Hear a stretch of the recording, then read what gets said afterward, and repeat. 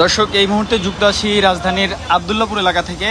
দেখতে পাচ্ছি যে সেনাবাহিনীর যে বিশেষ অভিযান, যেগুলো আসলে এতদিন আপনাদেরকে দেখিয়েছি, এবং সেনাবাহিনী আসলে এবারের ঈদ যাত্রা যাতে নির্বিঘ্নে হয়, যে কারণে তারা আসলে একেবারে যাত্রীদের দোরগোড়ায় গিয়ে গিয়ে তারা আসলে অভিযান পরিচালনা করে থাকেন, এবং সেই চিত্র আজকে ঈদের দ্বিতীয় দিনে অব্যাহত রয়েছে। দেখতে পাচ্ছি যে সেনাবাহিনীর সদস্যরা বাসে উঠে উঠে ঈদের দ্বিতীয় দিনটিতেও তারা আসলে তাদের যে অভিযান কার্যক্রম, সেই অভিযান কার্যক্রম পরিচালনা করছেন।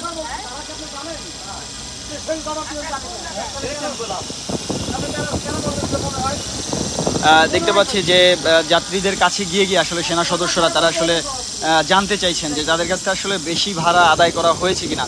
ঈদের দ্বিতীয় দিন আসলে এই চিত্রগুলো আসলে বাংলাদেশের প্রেক্ষাপটে আমরা সেনাবাহিনীর এই সক্রিয়তা আসলে অতীতে তেমন একটা দেখা যায়নি। অন্তর্বর্তী সরকার ক্ষমতা গ্রহণের পর সেনাবাহিনীর সদস্যদের যে সক্রিয় অংশগ্রহণ, জনসাধারণের মাঝে তাদের যে নিরন্তর ছুটে চলা, সেই চিত্রগুলো আসলে আমরা দেখছি। দেখতে পাচ্ছেন সেনা সদস্যরা তারা আসলে সহযোগী হয়ে নিয়মিত যে অভিযান, সেই অভিযানগুলো পরিচালনা করছেন, তারই চিত্র আসলে আপনাদেরকে দেখানোর চেষ্টা করছি এই মুহূর্তে রাজধানীর আব্দুল্লাহপুর এলাকা থেকে।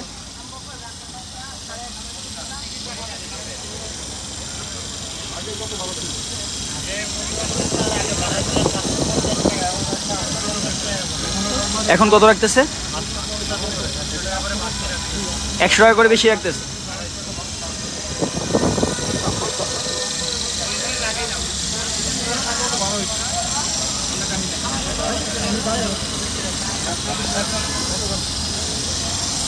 দর্শক, দেখতে পাচ্ছেন যে সেনা সদস্যরা যারা আসলে সহযোগী হয়ে আব্দুল্লাহপুর বাস টার্মিনাল এলাকায় যারা আসলে পরিচালনা করছেন, এই মুহূর্তে একটি বাস থেকে তারা আসলে কিছু অভিযোগ শুনে আসলেন, এবং সেনাবাহিনী, সুসজ্জিত সেনাবাহিনী, তারা আসলে এই তীব্র গরমের মধ্যেও আসলে তাদের যে ভারী ভারী পোশাক, সেগুলো নিয়ে আসলে তারা তাদের অভিযানগুলো আসলে পরিচালনা করছে।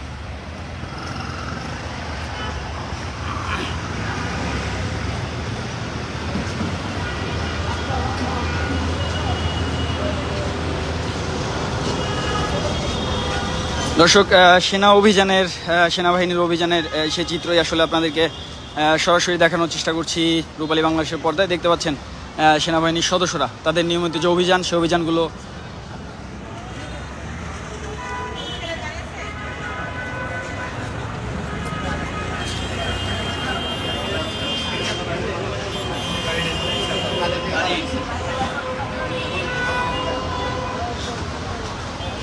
বন্ধ করেন, পরে যখন বলা হবে তখন কোনো বলছেন বন্ধ করেন,